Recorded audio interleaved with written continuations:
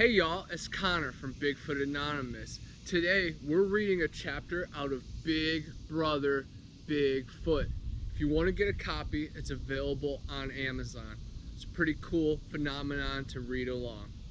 Alright, the Desert Apes, Las Cruces, New Mexico. Many native tribes believe we live on a giant turtle, and their beliefs have more roots in reality than what modern science teaches.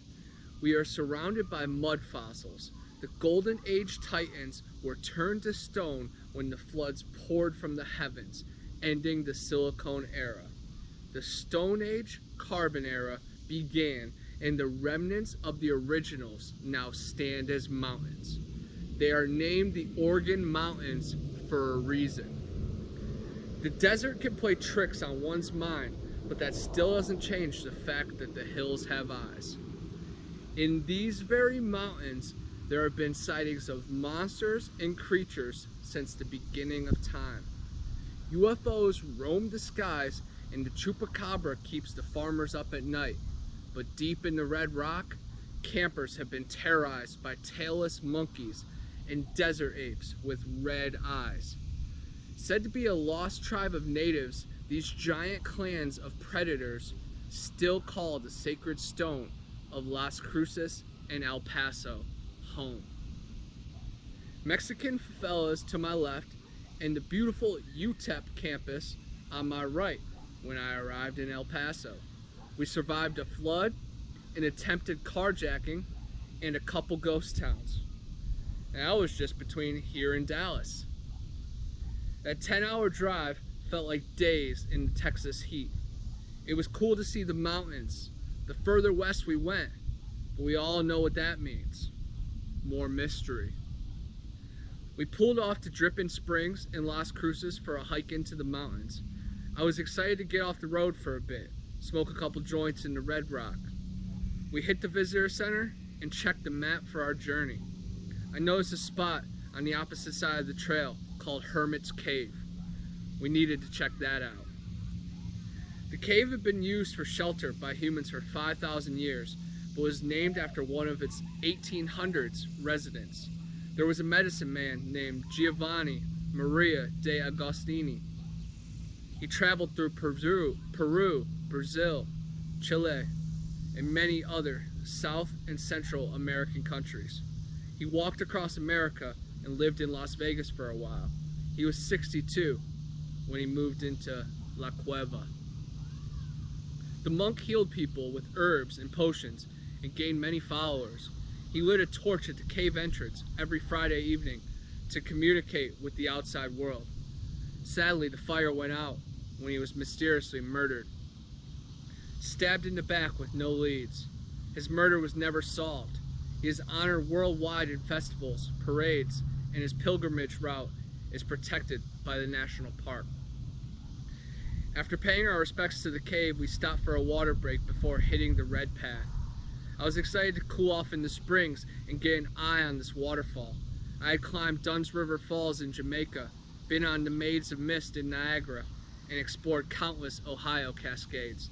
It was time to add a more obscure visit to my collection. The trail was more difficult than it appeared to be. There was a gradual incline that you could only feel in your legs. We passed many people on the way back, and they were all smiling. We were exhausted and wondering how these people found the energy. That spring really must have been like the fountain of youth. Some hikers warned us that they saw a rattlesnake just ahead on the trail.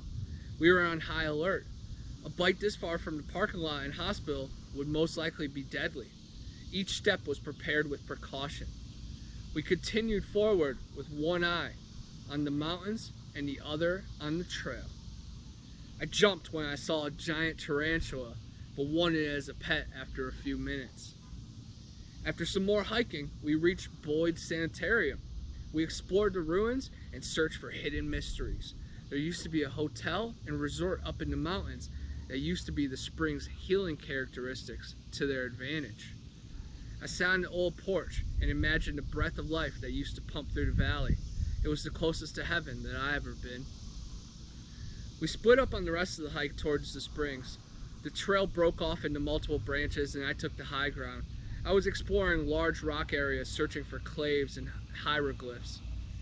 Base appeared on a ledge that looked impossible to reach, and Polk remained close to the main path, petrified from heights.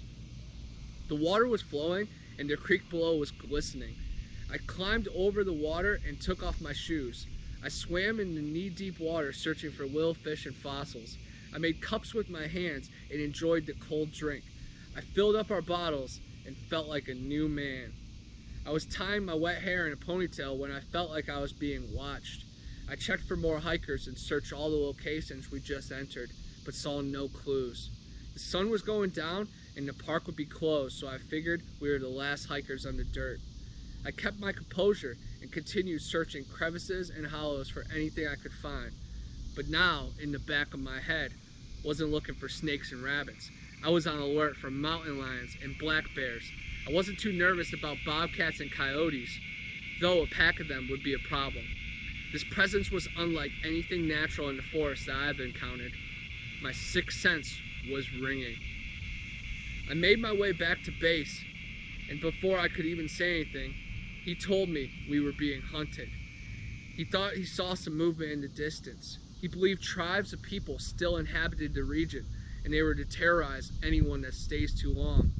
He was describing the hills have eyes, but I have an idea what might have been after us.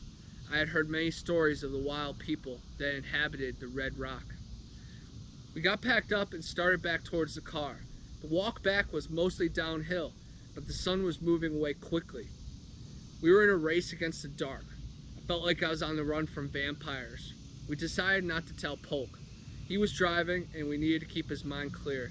Base and I kept an eye on our six the entire time. We both felt like we were being pursued. We could feel a presence closing in on us. The car was in sight and the moon was creeping out. We were basically at the edge of the earth and the shadows were trying to swallow us. We kept our pace forward and luckily got back into the parking lot. We hopped into the car and slammed the door behind us. I took a few deep breaths and sunk deep into the seat. My spirit was exhausted and my aura had been targeted. I feel like I was hiding from graboids and ducking monsters. I wouldn't have been surprised if we began to be hunted by the killer tire from Rubber at this point. The desert is a strange place. It consumes you.